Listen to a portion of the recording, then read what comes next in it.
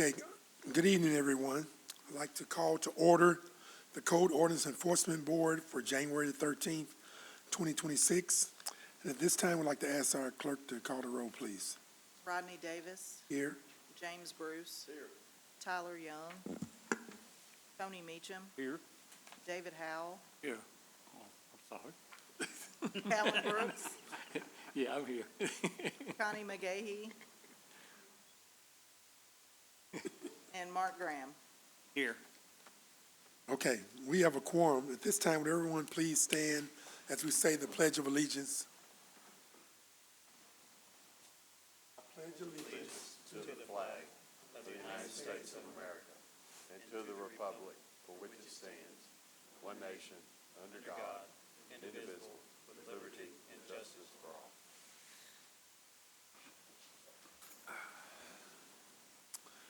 Okay, thank you. See, I told you he was here. Next on our agenda is approval of the minutes.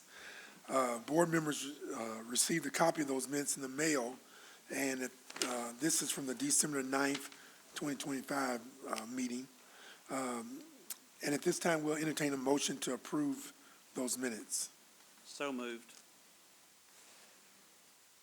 Okay, it's been moved and properly second. Any questions on that motion? All in favor, let it know by the sign of aye. Aye. Opposed? Ayes have it. Okay, any reports from fire department staff? None, okay. All right, so we have a hearing on our agenda tonight under public hearings. And but before we hear that case, I have some instructions, procedures we're going to follow. I need to share with you, so if you bear with me as I go over these procedures. Okay, once again, ladies and gentlemen, good evening. My name is Rodney Davis. I am the chairman of the City of Hopkinsville Code Ordinance Enforcement Board.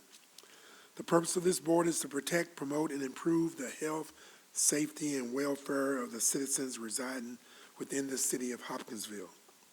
If a board member perceives a potential conflict with hearing a case, he or she shall recuse themselves from the case and will not discuss their disposition. When your name is called, please come forward. Speak loudly and clearly because we are required to record all proceedings from these hearings. You are here tonight because you received the citation and chose to appear before the board instead of paying the fine imposed on the citation. You have the right to confront and cross-examine any witnesses that might appear here against you. You have the right to call your own witnesses to testify on your behalf and to introduce any physical evidence you feel pertinent to this case. You have the right to have an attorney.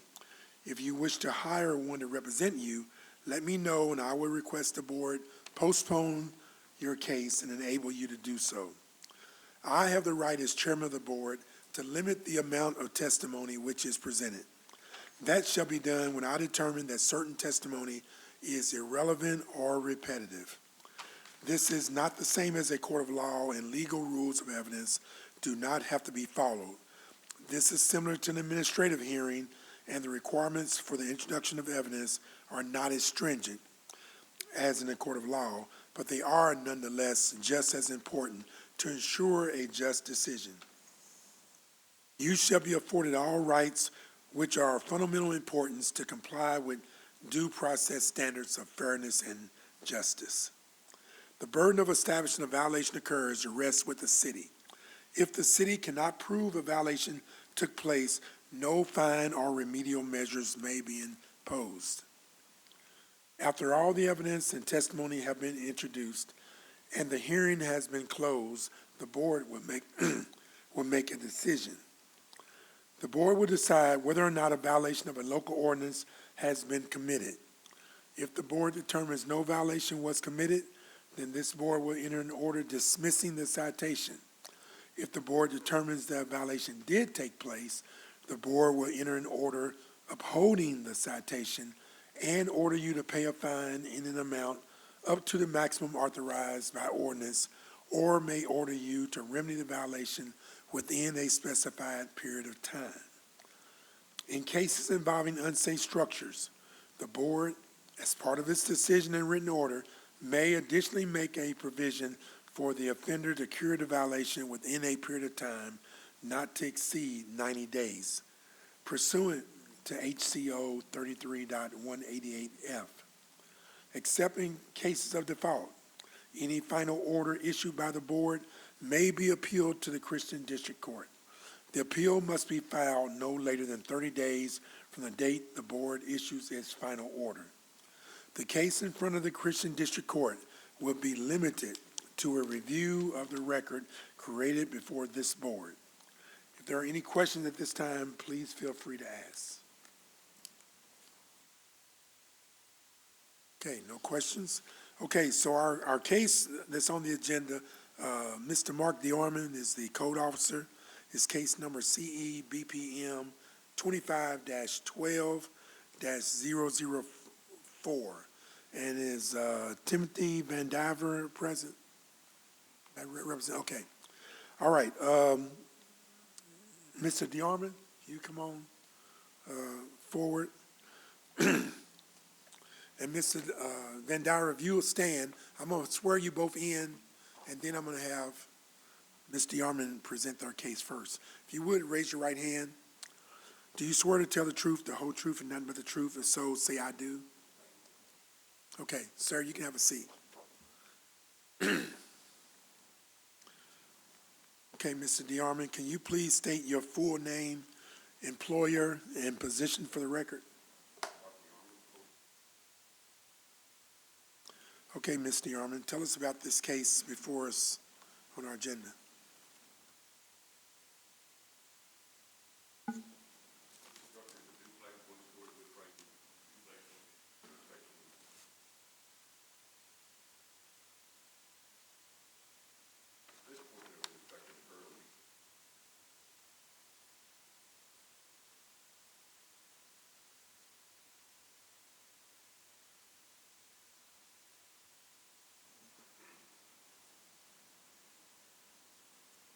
PVA records show that 147 North McPherson is owned by Timothy Van Diver of Crofton, Kentucky. This photo from the PVA records show the 147 and a duplex, and then the intersection of North Fowler up in the top. Before the December 18th inspection, all three code officers, Code Officer West, Jeffrey Watkins, and I visited this location back in October the 2nd and did an exterior inspection and found some violations. Could not get in, but one of the tenants came out and talked with us about the conditions. And specifically, they talked about the rats inside of the apartment or the house, but we were not able to get in. But nevertheless, there were violations, and Officer West did issue a notice of violation for exterior basic property maintenance. Week of Thanksgiving on November the 25th, Code Officer Jeffrey Watkins got a call from the police department saying they were in that structure on a police matter, and said the conditions were such that he felt like the code officer should take a look at it. I talked to that officer later on that week. He gave me the photographs, and he described the conditions, and we took that information, talked with City Attorney Doug Willen, and a search warrant was granted, and it was served on December the 18th at that location in cooperation with the Hopkinsville Police Department. Police Department removed 9 people from the duplexes and 5 dogs. And once they cleared the building, we went through and did an internal inspection, another exterior inspection, completed the checklist, and found that the structure met the unsafe criteria, and issued a citation on December the 18th for an unsafe structure, and mailed a copy to Mr. Van Diver.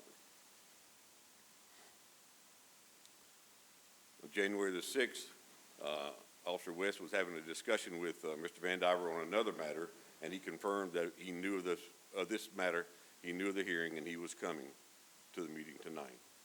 I also talked with him on the 8th, and he confirmed that he would be here for the meeting, and in fact he is.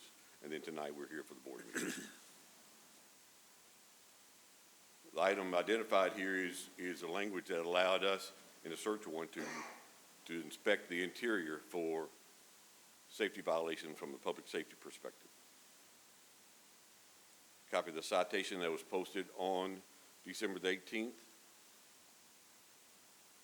Copy of the legal notice that was put in the local paper, notifying the public and owners and any other interested parties of this hearing, that this location, and it was ran in January 8th.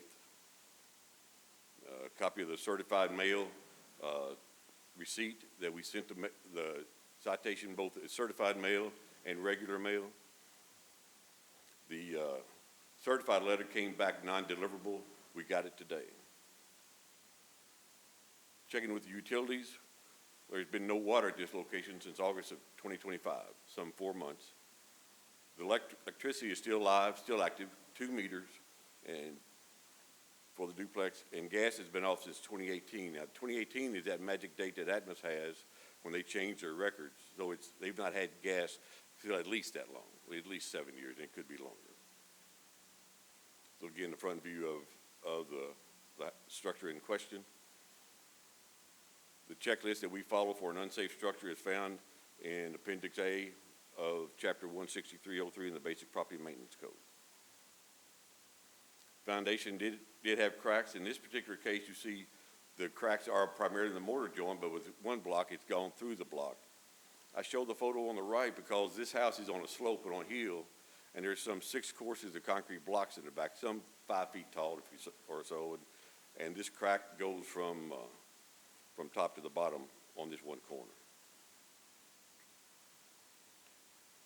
All 4 walls show some sign of damage, whether that's rocks thrown from a lawnmower, weed eater, or bullets. Anyway, there's damage to all 4 sides of the structure, including some more damage in the front along the bottom. This porch covers both front doors. The portion that's circled, that's a 2x10, and it's a butt joint right in the center without any supports. And that's a source of the sag, and the red line is trying to indicate the amount of sagging in the roof, like in the supports in the front. This structure has 2 side doors for each unit of the duplex, and the stair risers are such that handrails and guardrails are needed, and they were not in existence in either side. The roof had no sag that we could find.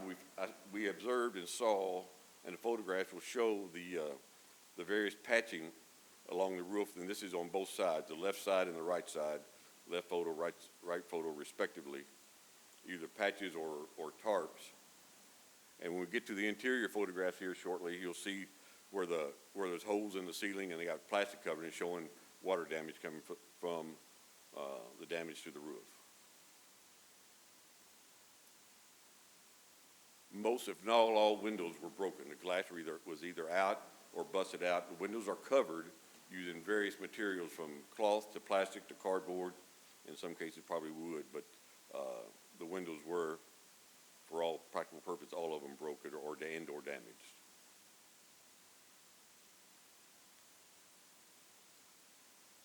The front doors and side doors were all secure when we tried to make the initial inspection in October. Granted, we did get in, but it was after the search warrant, so the doors were secure. The windows were not secure, they were damaged, but there was no way to get in them based upon their location. Trash and debris, this is the crawl space under the house. There is some debris in there, and it's inside. However, the water standing is raw sewage, and it's being pumped outside. So the portion of the unsanitary condition that's based in this criteria is from the sewage.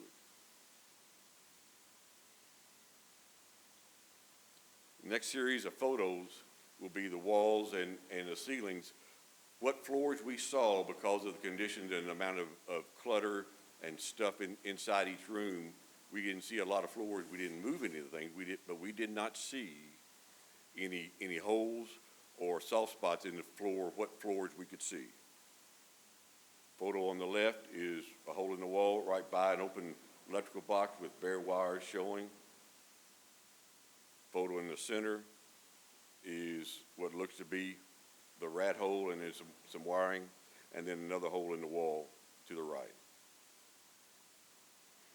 The hole in the left of the blue wall is a rat hole. Likewise, behind the trash can, and what you see, the trap on the right is a rat trap, not a mouse trap. And if you look at the upper right, left-hand corner, there is evidence of blood stain. So apparently the tenants that said there were rats inside, and the signs we saw very well could be. The photo on the left is inside the right unit, going in the side door. The front door was barricaded, could not get in. When we got entry to the right side, this is condition stepping inside. Now, all the floors, for the most part, was subfloors. The finished portion of the floor was either torn, damaged, or whatever, but subfloor was primarily what we saw. And yes, there were feces in the floor. There was feces and bodily fluids in every room that we went into, both units. Here's the example I was describing about the roof. There is an unprotected hole, but there's a couple of examples, at least 2 examples, if not more, of considerable pieces of plastic covering the roof, and these are in the vicinity of where we saw the damage and the patched portions of the roof. There's another example of how the roof's been patched. Ceilings have been patched inside. Extensive use of extension cords. There were some plugs I assume were not working, so extension cords running throughout the both sides of the unit. And that cup there is not a typical drinking stuff you would find in a drinking cup. Exposed electrical wire again in the center, and a ceiling light fixture pulled down, exposing electrical wire. Photo on the left, that plug is a power strip. Again, another hole beside that damaged plug. There's a ceiling box in the center photo, and there are some wire nuts on them. Those are exposed. Again, utilities or electricity was still on. And then an unprotected plug again on the right. Photo is pretty dim. There are 2 breaker boxes in the crawl space. In both cases, the breakers were in place, the blanks were in place, and the cover plate was in place. But you'll also see just to the right, the photo on the right is taken just to the right of those 2 breaker boxes, extensive use of extension cords both downstairs in the cellar, in the crawl space, and upstairs. Weak picture of the gas meter riser, but that's what the gas meter riser was. And again, gas service has been off for at least some 7 years. Plumbing was inoperable. Again, water had been off since August, some 4 months, and you see the conditions, you see the conditions. And this existed in each of the bathrooms and throughout the structure. We will not belabor that. There was 2 hot water heaters, again ineffective because of no water running to them, but they were down in the crawl space. Photo on the left shows a sump pump that's pumping out the sewage in the crawl space, and you see where the drain line had been, hole had been punched through the concrete block and runs out into the backyard.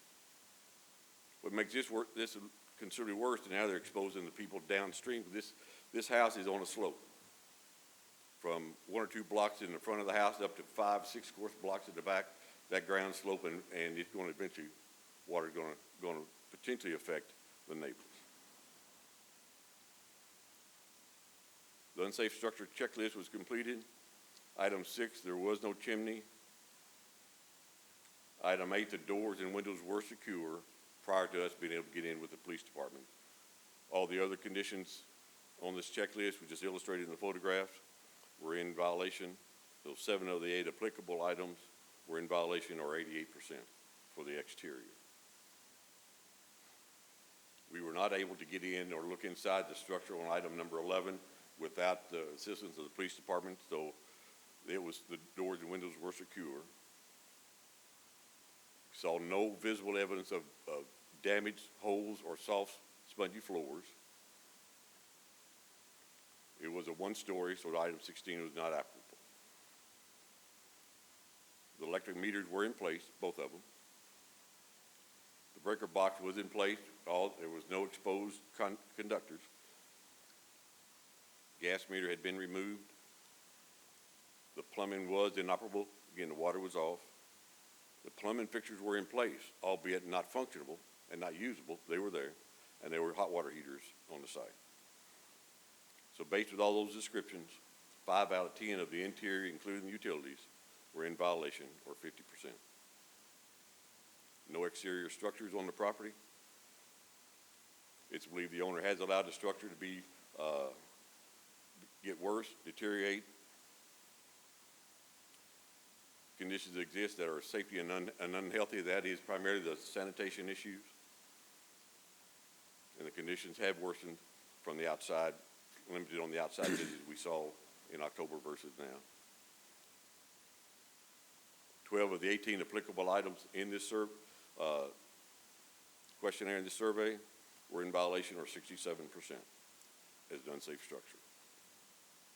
To add to the conditions that's not included in the structure, photo on the left show 2 of the 5 dogs still left, but you also will see portable space heater with the heating element, and it's just partially guarded.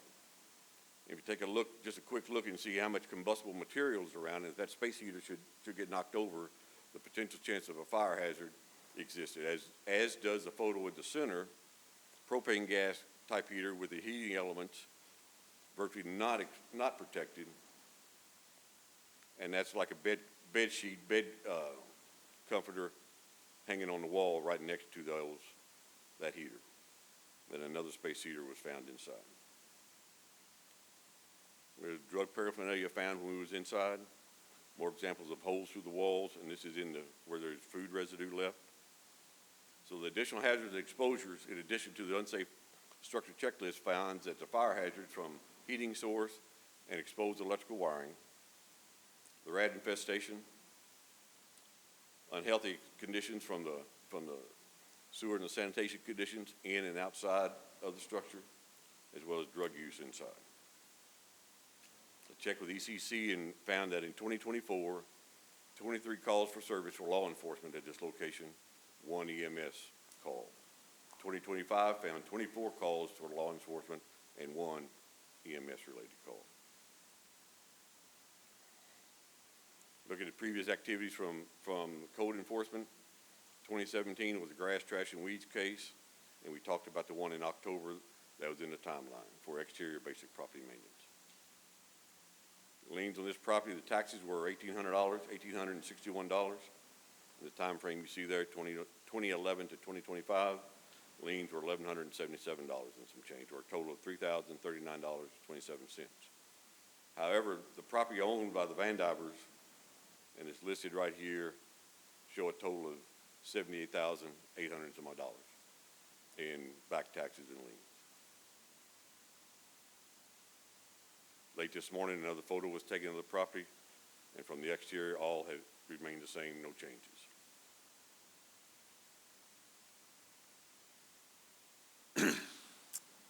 Okay, Mr. DeArmond, thank you for sharing that. So you said when the search warrant was executed, there were 9 people inside. To your knowledge, were they renters, or No do you clue. know, you don't know what their status was? No, sir. Okay. And were these 9 people in both the right and left side of the? Yes, total.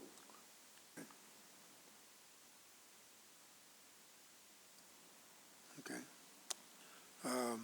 Any other questions from Mr. Van Darver, from Mr. DeArmond, Yeah, code officers?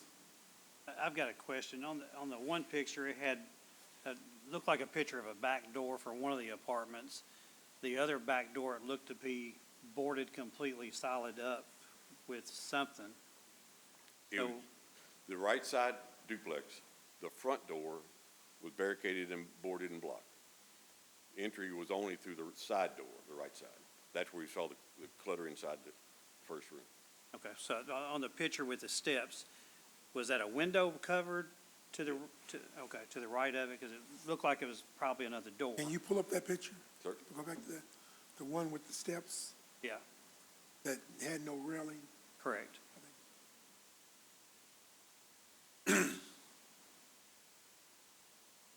While you're pulling that up, just a safety question.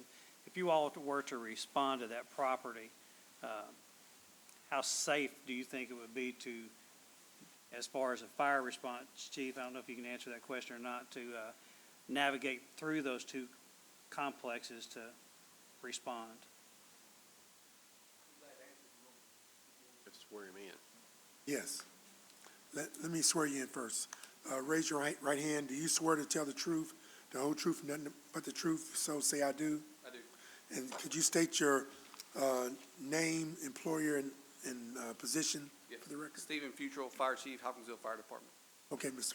Future. Yeah, structures like these are extremely tough for us because we never know what's boarded up and what's stopped. So when we go to fires and try to make entry, obviously doors are entry points. So when we don't know that they're boarded up or completely blocked off, it obviously is a delay and a serious issue, especially with people inside. Thank you.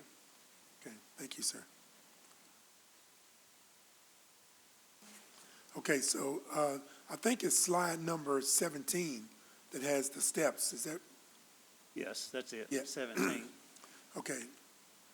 That's a window that's boarded So up. the in window behind the doghouse is a Yes. window? Okay. So again, that creates another safety issue as far as a fire response or a police response, because they can't see in or out. Your Honor, the basic property maintenance citation from October, did you receive any response? That was an NOV only, and no, sir. Thank you. Outside buildings other than this doghouse and No, ma'am.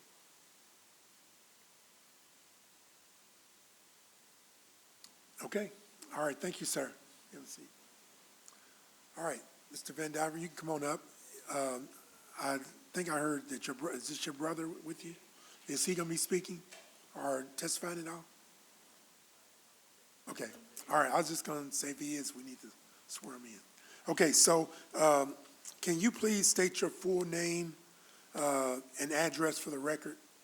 Tim Vandiver, 2192 Mannington Loop. Okay, sir, can you tell us about this property of yours that, is brought before us? Yeah, I've rented it to just two people, that one on the right. And I guess they never did get the water on. I told them to get the water on and give me a call. So apparently they never did do that, and they only been there probably about a month before this happened. And I didn't know it was 9 people in there, you know what I mean? So, as far as the inside, I didn't know it was that bad a shape, you know? And, talking about the windows, as fast as I could put them in, they knock them out. And I could probably pull up 2 or 3 different police reports that, I guess some kids always coming down that street knocking them out. And I just replaced the front door window. And then the tenant about 2 or 3 months ago called me up, said some kid knocked it back out again. And, I guess, as far as the windows and the roof, I've been patching it, you know, trying to keep it from leaking. And I got about most of it fixed. And, as far as the sewer running out of it, well, no sewer run out of it if they don't get the water on, you know what I mean? And, so I don't know what the deal about that is, you know? And, I've got to ask about that. So if there's no water service, that means the faucets don't work, but there is a sewer tap in place, and that's a gravity system. From those fixtures to the street is a gravity system. So if there's no leaks or holes or faults with that piping, that sewage should not be dropping in the crawl space. well. Am I correct? It ain't, you know, I mean, if they get the water on, and a lot of times they flush paper towels, toys, everything. I done unstopped that thing up probably 4 or 5 times in the past 4 or 5 years. The end of the month, they get broke, they ain't got no money, they'll use rags and everything. I cleaned that sewer system out to where it was running perfect. and they get in there and they stop it up.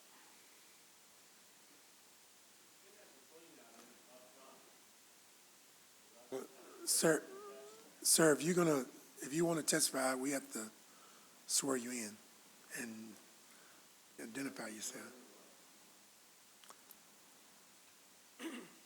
Okay, can you please raise your right hand? Do you swear to tell the truth, the whole truth, and nothing but the truth, if so say I do? I do. And can you state your full name and address for the record? Alan Vanderbilt, Okay, I'm his brother. okay.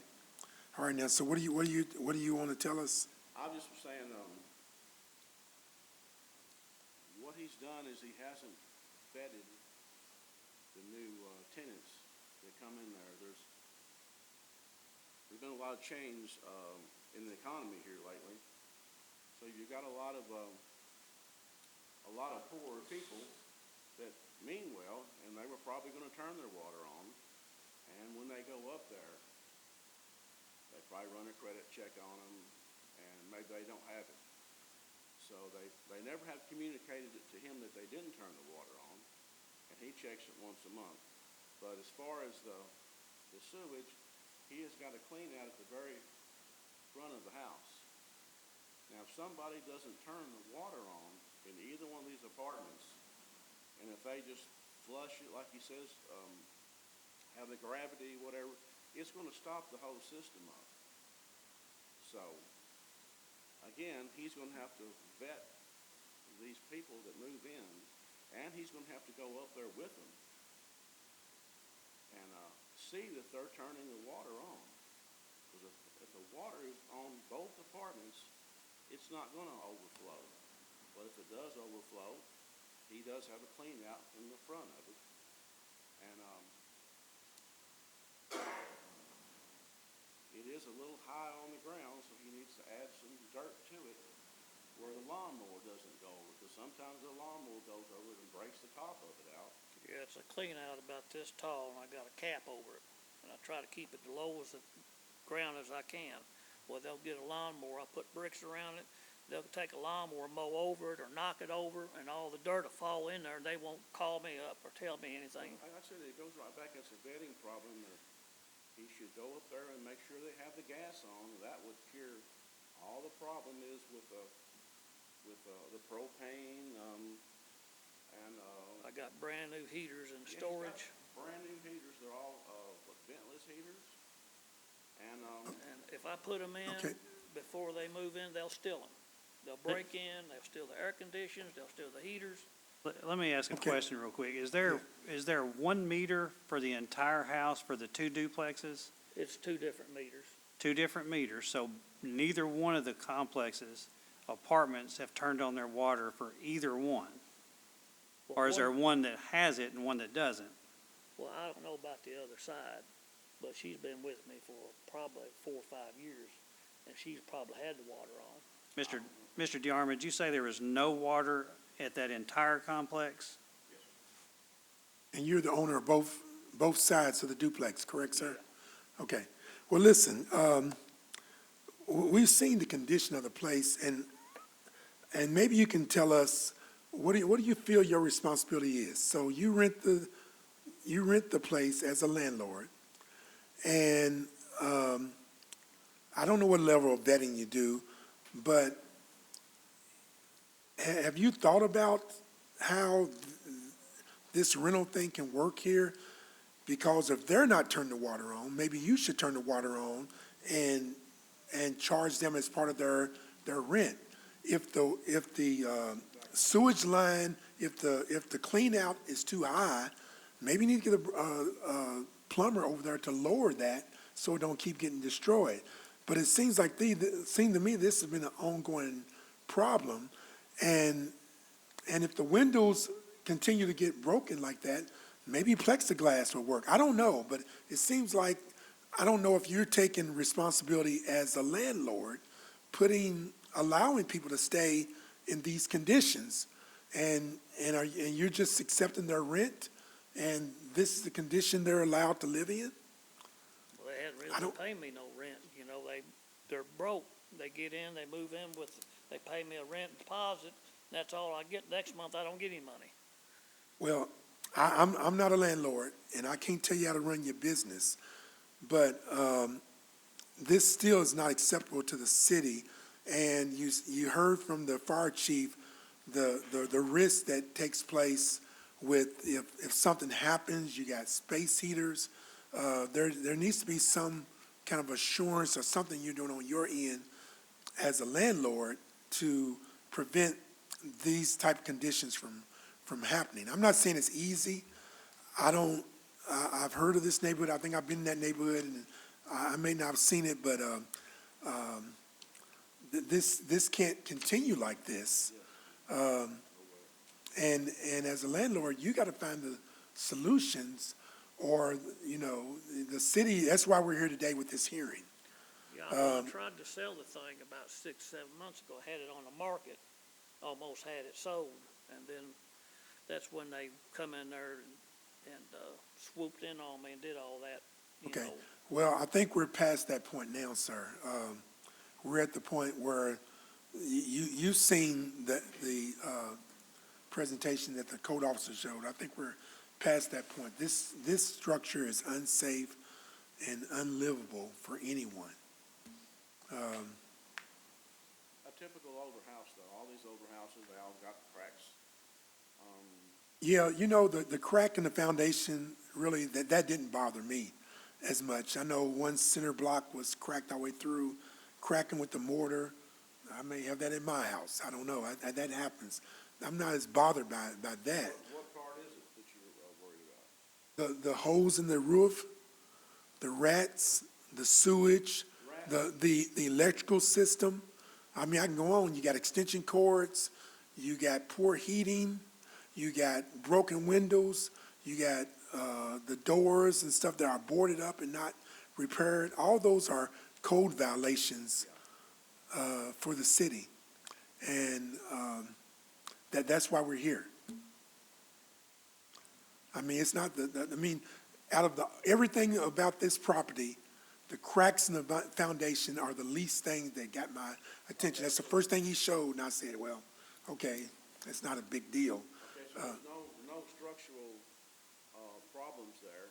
Oh, it's a lot of structural problems. Well, you just said there wasn't any. Just a little. No, I didn't. I didn't say that. I said the roof has leaks, holes in it. He showed us the porch, which has where they're sagging and that may be falling. It's a lot of other structural issues. I just said the foundation. Okay, let me ask this Yeah. one thing. If we vote to tear this down or whatever, we can give you 90 days to get it brought back up to code.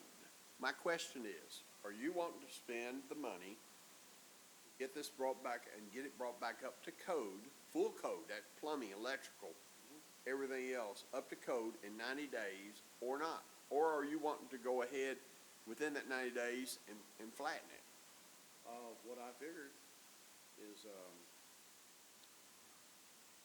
have an investor come in here and fix those things. A hole in the ceilings, no big deal. A hole on the roof. No, we're not talking Band-Aid. We're talking Yeah. up to code, or You have investors that would love to get in here and get this place. They would love to get in here and they would have that place going in about 2 or 3 months. And it'd be a very nice place. But if he could sell the place, and he wanted to sell the place. Yeah, you kind of said both things right there, because just a second ago, you said 6 months ago you thought you had it sold, right? So you were pretty familiar with the condition of this structure 6 months ago. How often do you inspect this structure? It wasn't that bad 6 months ago. I'm sorry? It wasn't that bad 6 months ago. Okay. But you moved in, you turned over new tenants, you said about 4 months ago, right? You inspected it? No, the other side, they've been there almost a year. Because I'm seeing in this apartment, there's no floor covering. Those sorts of things didn't happen over a week.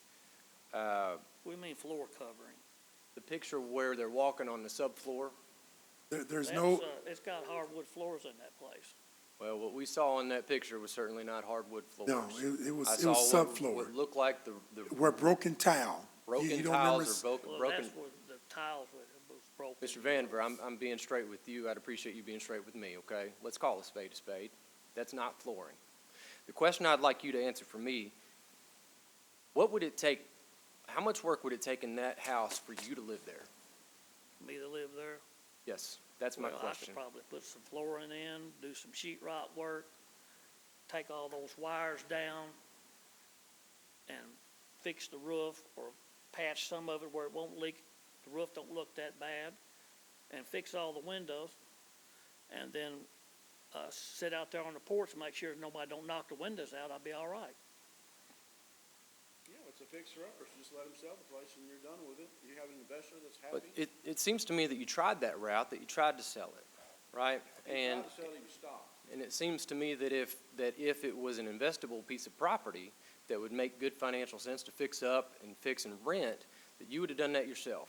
It would have already been done, because the other thing you told me a moment ago, excuse me, is that you couldn't collect rent there, okay? So if you've got a problem where it's expensive to fix it, but you can't collect rent, you're not willing to do the repairs, clearly. You've got a problem there, and I'm just not willing to take on faith that you're gonna be able to find some investor to do all these things for you. No. When he gets an investor, this investor's going to buy this house. He's gonna sell it, he's gonna be done with it. That investor will come in there and about $8,000, you'll have him a brand new place up there. That's what they did on 1803 Wood Mill. And Kentucky's, they've got a new bill out now protecting these duplex places.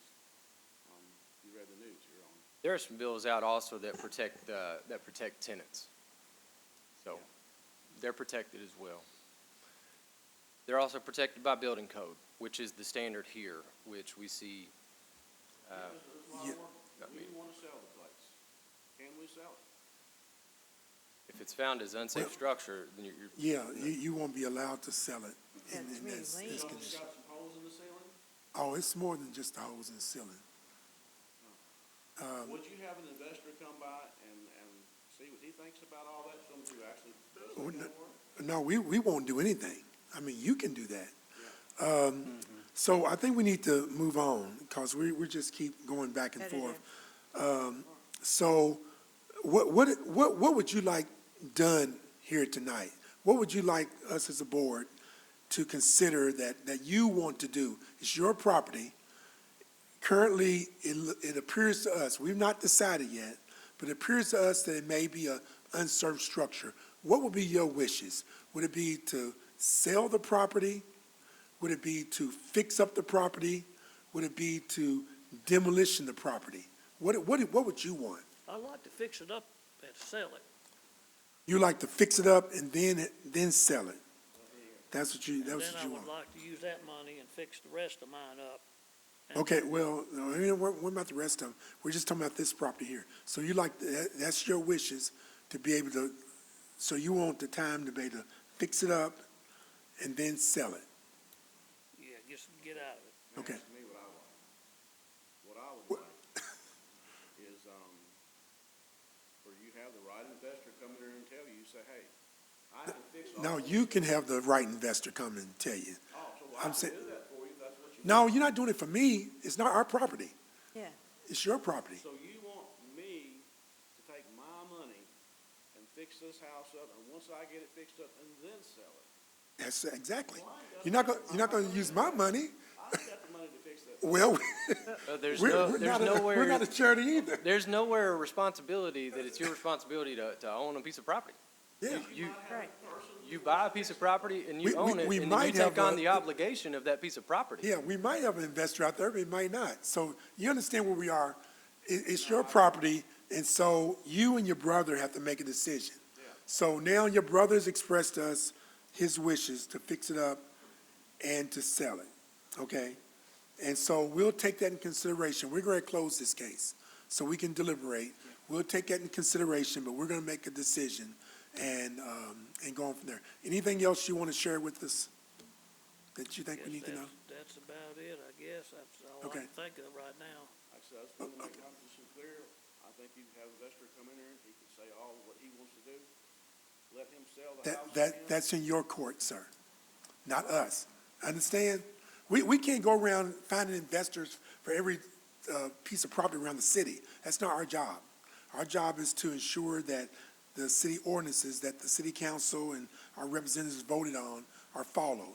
And when they're not, there's violations, there's citations, and but you as a property owner have to do the work. That's not our job. No other way around that, honey. You No. can't have a realtor get somebody to do that. You can, you understand? It's not our, okay. All right, okay, we're gonna close the hearing on this case. We're gonna deliberate in open session, so you can hear everything we're gonna discuss, and then we're gonna make a decision, okay? All right, you can have a seat, sir. Okay, thank you. So we're gonna close the hearing on this case. You've heard the testimony of Mr. DeArmond and the Van Divers regarding this property. So our first order of business is to determine whether or not a violation was committed, or whether this property is in violation by a motion and a second. Mr. Chairman, by the evidence presented by the city, I move that the city has met the burden of proof and a violation does exist. Second. Okay, it's been moved and probably second. Any questions on the motion? All in favor, let it be known by the sign of aye. Aye. Opposed? Ayes have it. Okay, now we need to determine the penalty regarding this property. And so the maximum is, okay, it's $350 to $700. $350 minimum, $700 maximum. Plus there's a $200 administrative fee. We need to determine the penalty, and the floor is open for discussion, but we will entertain a motion too. And you've heard the desire of the property owner, Mr. Van Diver, that his wishes are to repair and sell. But what are your thoughts? The floor is open. Mr. Chair, I'd like to make a motion that we assess the max fine and the administrative fee for the property. But we need to establish also what the remedy is. Well, that's the Whether it's- second. Well, it's not seven. What he's asking, we need to establish what remedy also. Do we want, Well, allow I'll them time include to that in my repair? motion. I'd like to assess the max penalty, the administrative fee, and abate the property. Well, I don't like to give them a chance if they want it, but they got 45 days to present a plan before the property is abated. So if they can present a plan within 45 days to the city that they can bring the property up to code, And have it completed within 90 days. and have it completed in 90 days, then we don't have to abate it.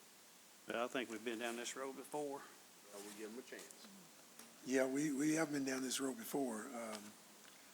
I'd say, I'll stick with I my don't- if- motion. If they want to amend it, they can Well, amend it. I mean, the floor is open for discussion, so I like to hear different people's input.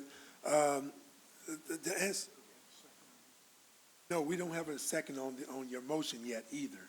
So, but do we need to get the second? Okay, let's get a second on his motion if there is one, and then we can entertain questions and more discussion.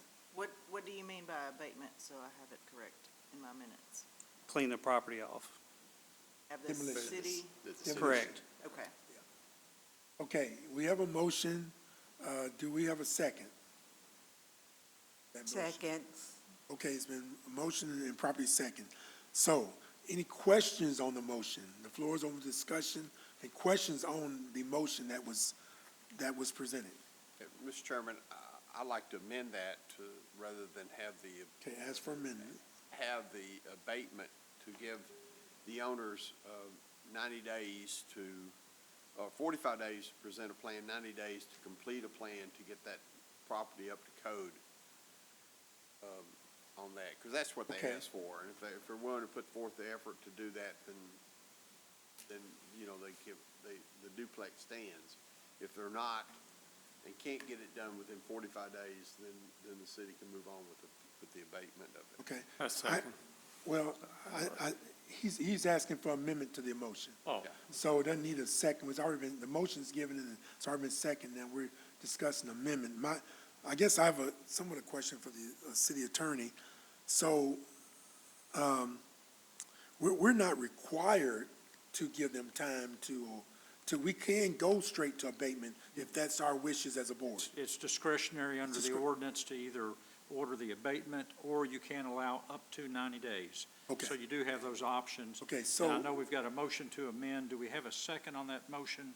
There is so a second on the motion to amend, So okay. now we have the motion to amend for discussion as well. Okay, okay, and so,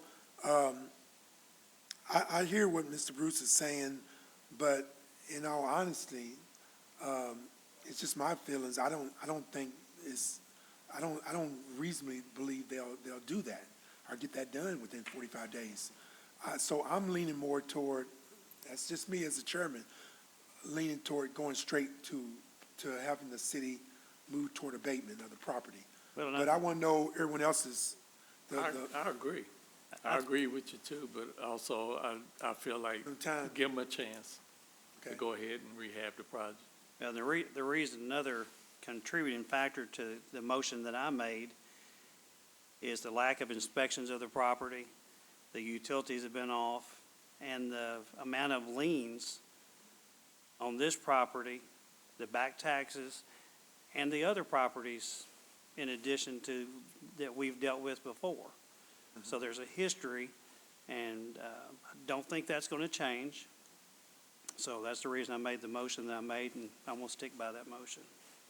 And it's counter argument, that's what they asked for, to give them a chance. I like to give the landowner a chance at least to come out and if he's going to put forth the effort and the income and the money to get this property up to code, then it makes for increases the availability for rental property, and increases the tax base for the city, and everybody comes out ahead. I feel like if they don't follow through, it's gonna be torn down eventually anyway. Okay.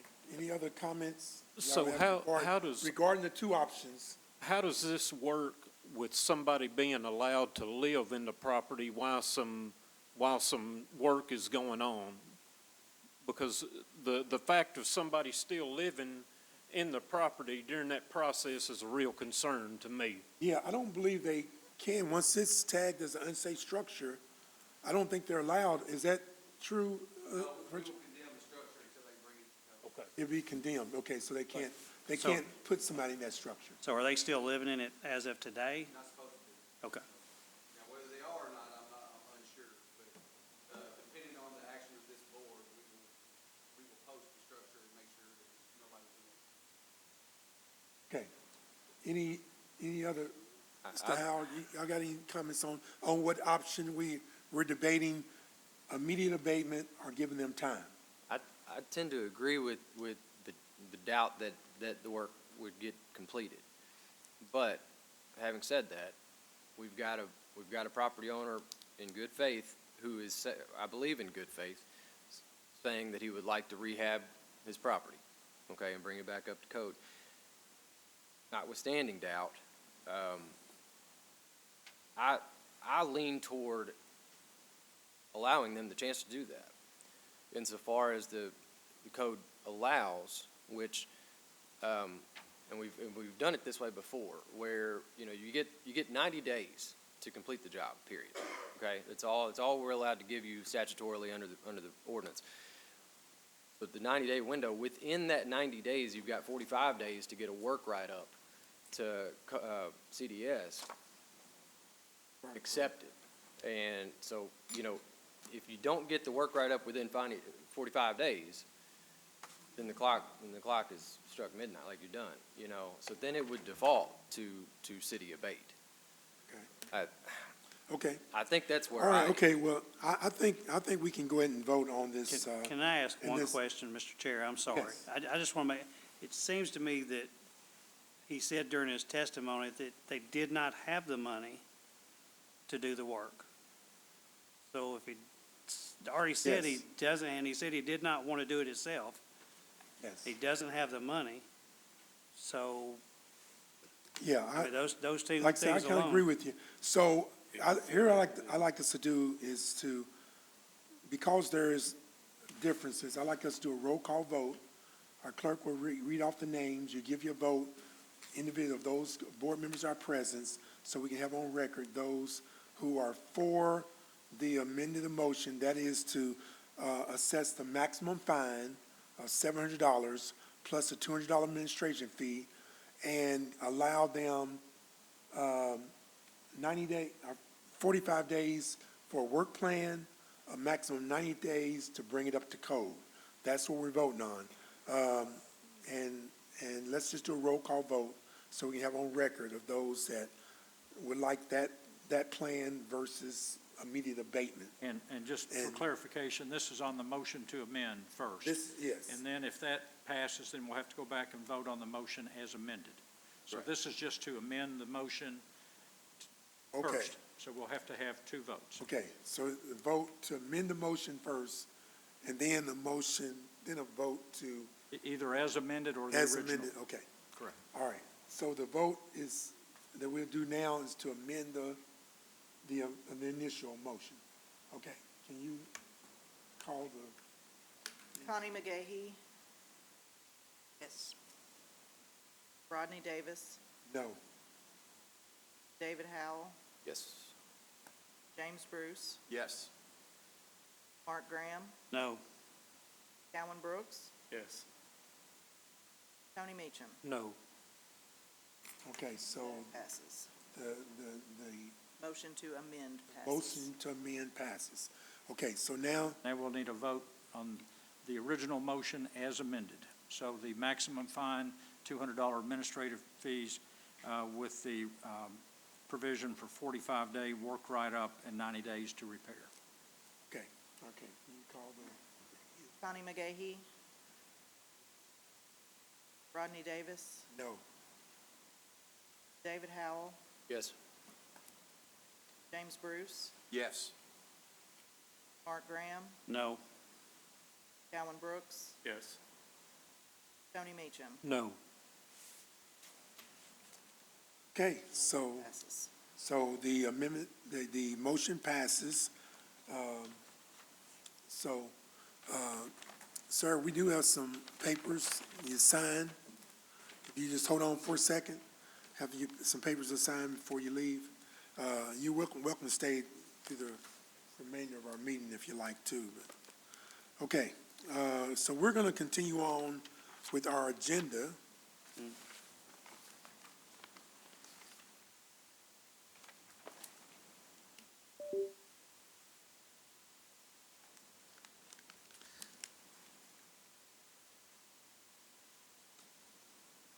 Okay, we're going to continue on our agenda. If I can find my agenda.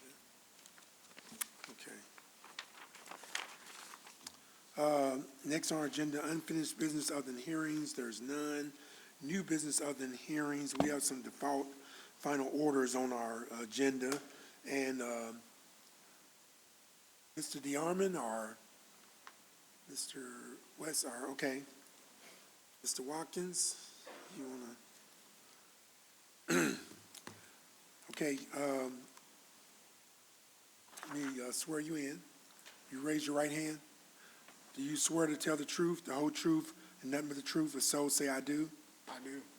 Okay, can you please state your full name, employer, and position for the record? Jeffrey Watkins, Hopkinsville Fire Department, Codes Department. Okay, Mr. Watkins, can you describe for us the procedures that were followed for the citations regarding default final orders? Yes, sir. Yes, For sir. each one of these cases, they were either found during proactive duties or a complaint was received, and after the first inspection was made, a notice of violation was sent for to each non-repeat offenders, and non-repeat offenders, repeat offenders. And sorry about that. Non-repeat offenders, giving them 10 days to fix the violation or to get in contact with us and to ask for more time. If neither was done after that 10 days, and after that 10 days was up, that citation will be issued and brought before y'all tonight. Okay. And were the procedures mandated by Chapter 33 of the Hopkinsville Code Ordinance followed in the cases To the best, tonight? to the best of my knowledge. Okay, all right, thank you, sir. Okay, so we have default final orders under agenda item 8A and 8B. The fines are listed, the cases and the fines are listed on the agenda, plus there is a $100 administrative fee. And so we'll entertain a motion on the default final orders. I'd like to make a motion that the violation is appropriate. Second. Okay, it's been moved and properly second. Any question on that motion? All in favor, let it know by a sign of aye. Aye. Opposed? Ayes have it. Okay, any announcements from any board members or from fire department staff? Okay, none? Okay, we'll stand adjourned. All right, thank you, everyone.